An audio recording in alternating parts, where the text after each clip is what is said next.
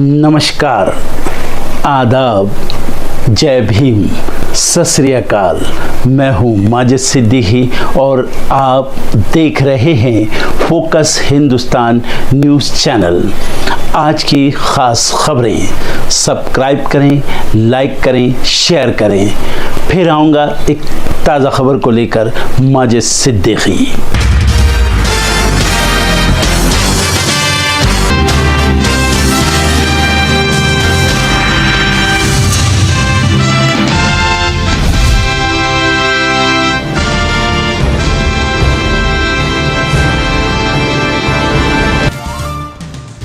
BSP प्रमुख मायावती ने दिया बड़ा बयान। कहा, बीएसपी के आत्मसम्मान का फैसला अटल, राजनीति से संन्यास लेने का कोई सवाल नहीं।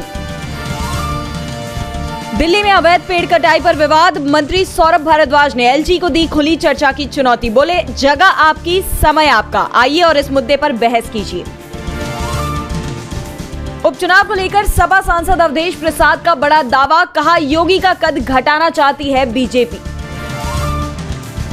शिवसेना यूबीटी नेता आदित्य ठाकरे ने लड़की बहन योजना को लेकर राज्य सरकार पर कसा तंज। कहा, 15 लाख की जगह 1500 रुपए दे रही है बीजेपी।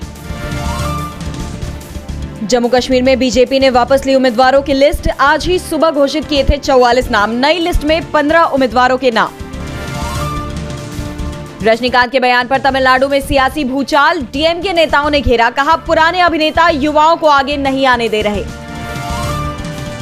नांदेड़ से कांग्रेस सांसद वसंत राव चौहान का निधन, हैदराबाद के हॉस्पिटल में चल रहा था इलाज। एक बार फिर दिल्ली पहुंचे चंपई सोरेन, बीजेपी नेताओं से मिल सकते हैं। कहा था, नया अध्याय करूंगा शुरू, बात बनी तो झामुमो से देंगे इस्तीफा। गुजरात के मोरबी में ट्रैक्टर ट्रॉली के पलटने से बड़ा हादसा, राहत बल ने 10 को सुरक्षित निकाला बाहर। इजरायल को लेकर एनडीए में दरार, जेडीयू नेता केसी त्यागी के बयान ने बढ़ाई बीजेपी की टेंशन। बोले, फिलिस्तीन के खिलाफ इजरायल की लड़ाई में भारत को नहीं देना चाहिए साथ। रूस पर अमेरिका के वर्ल्ड ट्रेड सेंटर जैसा हमला, 38 मंजिला इमारत से टकराया ड्रोन, यूक्रेन पर हमले के आरोप। बलूचिस्तान में देशद्रोहियों ने 23 लोगों की ली जान, हाईवे किए बंद, गाड़ियां रोकी, आईडी चेक करके मारी गोली। अंतरिम सरकार बनने के बाद भी बांग्लादेश में नहीं थम रही हिंसा। रविवार देर रात होमगार्ड, अंसार ग्रुप और स्टूडेंट के बीच हुई झड़प, अंसार पर हसीना के एजेंट होने का आरोप। अपनी हरकतों से बाज नहीं आ रहा उत्तर कोरिया। उत्तर कोरिया ने तैयार किया नया आत्मघाती ड्रोन, किम जोंग बोले, ऐसे हथियारों का बनाया जाना जरूरी। बांग्लादेश की मोहम्मद यूनुस सरकार ने भारत से वापस बुलाए 2 राजनयिक। शेख हसीना सरकार में मिली थी नियुक्ति, सरकार ने हसीना का राजनयिक पासपोर्ट भी किया रद्द। जैसे यूपीआई ने भुगतान के तंत्र को बदला, वैसे ही यूएलआई ऋण के तंत्र को बदलेगा, आरबीआई के गवर्नर का बड़ा बयान। बैलेंस ट्रांसफर से होम लोन की ईएमआई घटाने में मिल सकती है मदद। वर्तमान में 9% से अधिक ब्याज पर पेशकश कर रहे हैं बैंक। अरुण जेटली के बेटे रोहन बन सकते हैं BCCI secretary. Jay Shah ICC chairman बने तो खाली होगी सीट, बोर्ड मेंबर्स में बनी सहमति। राजकुमार राव से पहले विकी कौशल को ऑफर हुई थी स्त्री फिल्म, इस फिल्म को रिजेक्ट करने का अब विकी को हो रहा है अफसोस। विकी ने मनमर्जिया फिल्म के लिए स्त्री मूवी को ठुकरा दिया था। एमी जैक्सन की शादी से पहले झलक आई सामने, इटली के अमाल्फी कोस्ट में हुई वेडिंग। 2 सालों से हॉलीवुड म्यूजिशियन को डेट कर रही थी जैक्सन।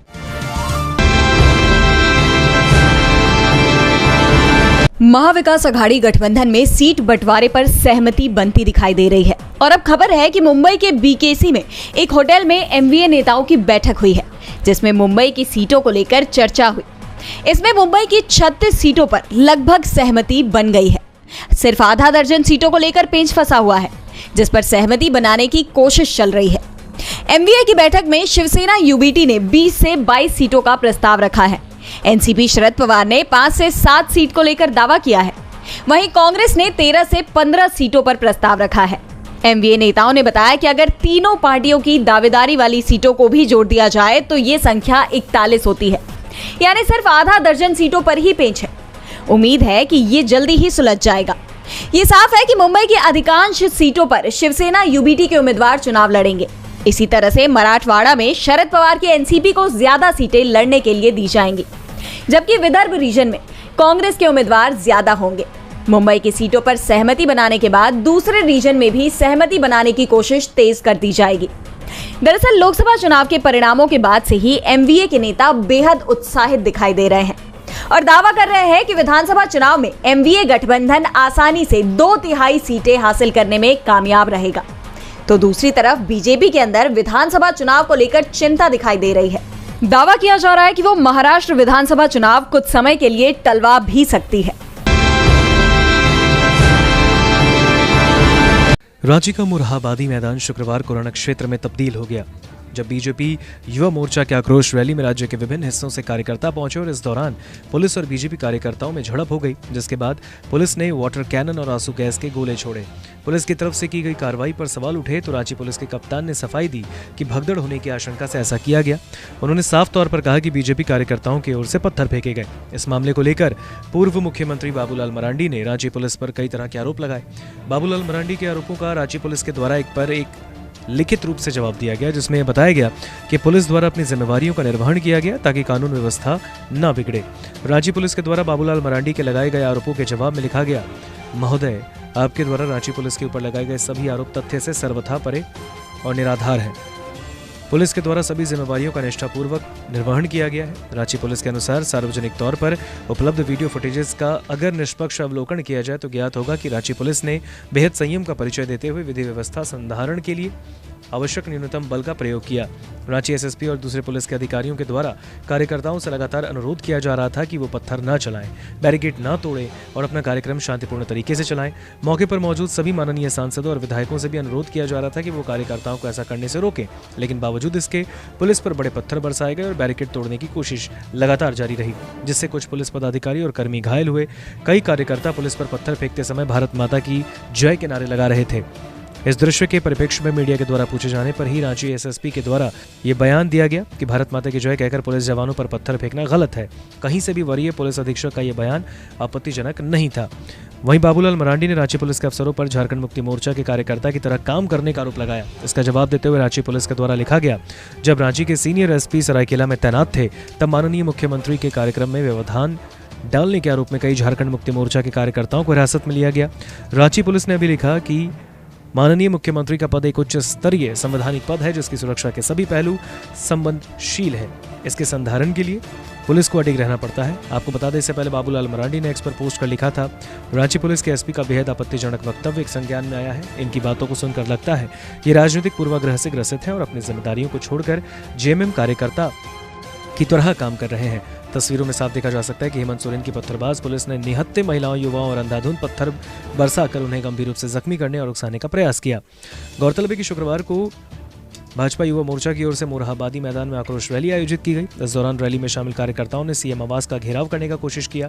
उन्हें रोकने के लिए पुलिस की ओर से जगह जगह पर कटीले तार से बैरिकेडिंग की गई और इस बैरिकेडिंग को कार्यकर्ता तोड़ने लगे, जिसे मौजूद पुलिसकर्मियों ने पहले उन्हें माइक से मना किया। नहीं मानने पर उन पर वाटर कैनन से पानी फेंका गया और इस दौरान कार्यकर्ताओं ने पुलिस पर पथराव भी किया, जिसके बाद पुलिस ने आंसू गैस के गोले दागे। इस घटना में पुलिस और बीजेपी कार्यकर्ता भी घायल हुए और इस मामले को लेकर पूर्व मुख्यमंत्री बाबूलाल मरांडी ने रांची पुलिस पर कई गंभीर आरोप लगाए थे।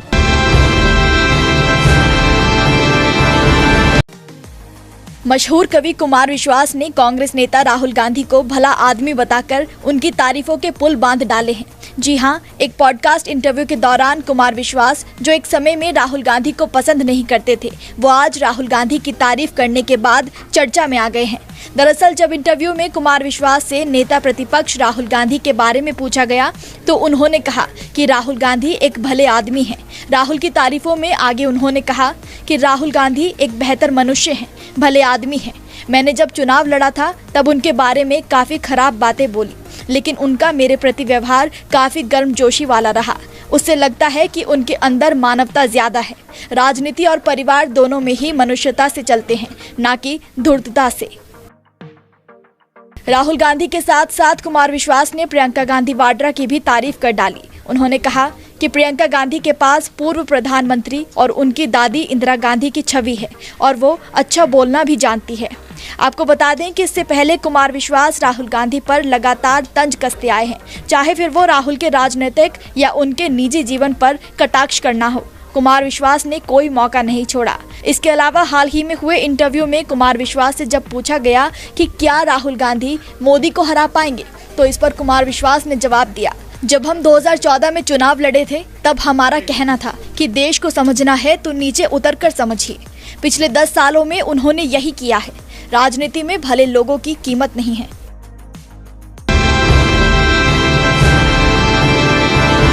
अयोध्या फैजापुर सीट से सपा सांसद अवधेश पासी ने बड़ा दावा किया है।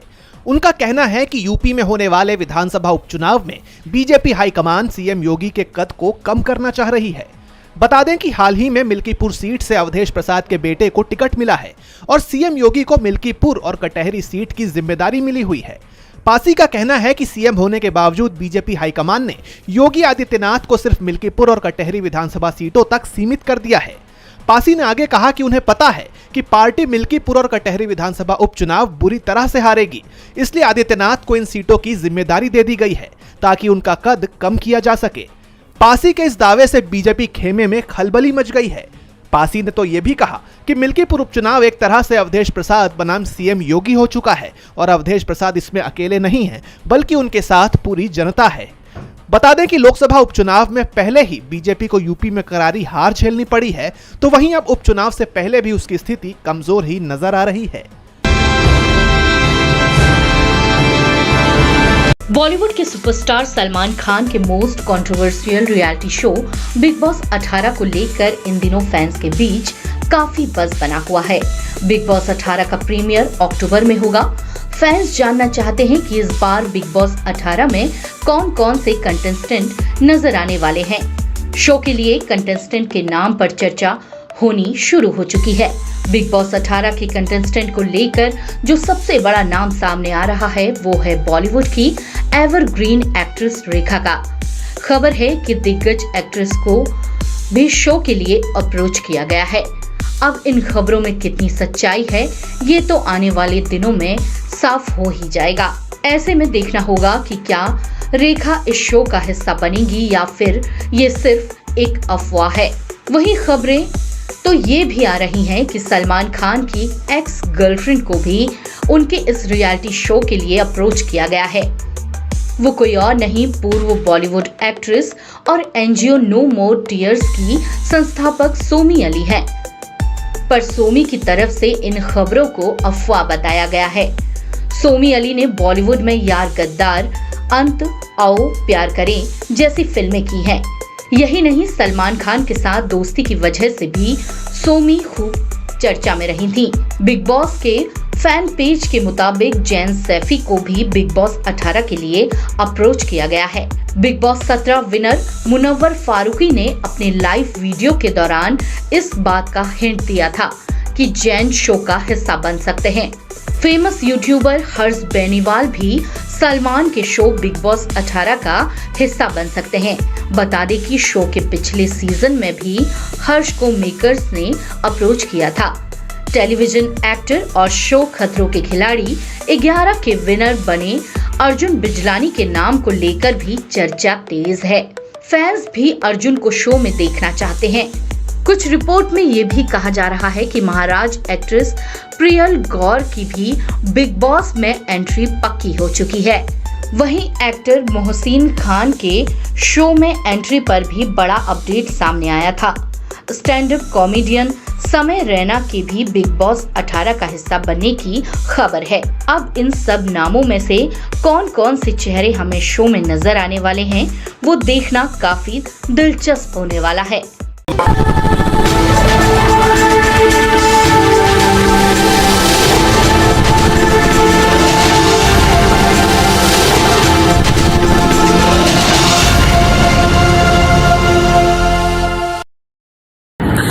दोस्तों आज मैं आपको बताने वाला हूं कि अगर आपकी बॉडी में मैग्नीशियम की डेफिशिएंसी हो जाए तो आपको क्या क्या प्रॉब्लम हो सकती है। सबसे पहले इंसोमेनिया, नींद ना आना, स्लीपिंग डिसऑर्डर, इंसान सारी रात करवटें बदलता है, नींद नहीं आती, स्ट्रेस लेवल, एंजाइटी बढ़ जाती है इससे, क्योंकि कोर्टिसोल हार्मोन को रोकने में मदद करता है। अगर आपकी बॉडी में मैग्नीशियम नहीं है तो कोर्टिसोल बढ़ जाता है, जिसकी वजह से स्ट्रेस और एंजाइटी हो जाती है। मूड स्विंग्स, इंसान को पता नहीं चलता उसके मूड स्विंग्स होते हैं, थोड़ी थोड़ी देर में गुस्सा आना, थोड़ी थोड़ी देर में चिड़चिड़ापन होना, क्योंकि ये सेरोटोनिन सेरोटोनिन हार्मोन को बढ़ने में मदद करता है। अगर आपकी बॉडी में less magnesium is equal to less serotonin, और सेरोटोनिन हैप्पीनेस का हार्मोन है। अलावा इसके ये फटीग को भी कम करता था। अगर आपकी बॉडी में मिनरल डेफिशिएट है, अगर आपकी बॉडी में मैग्नीशियम नहीं है, तो आपको थकावट बहुत जल्दी फील होगी। जरा सा काम करती है आपकी बॉडी थक जाएगी।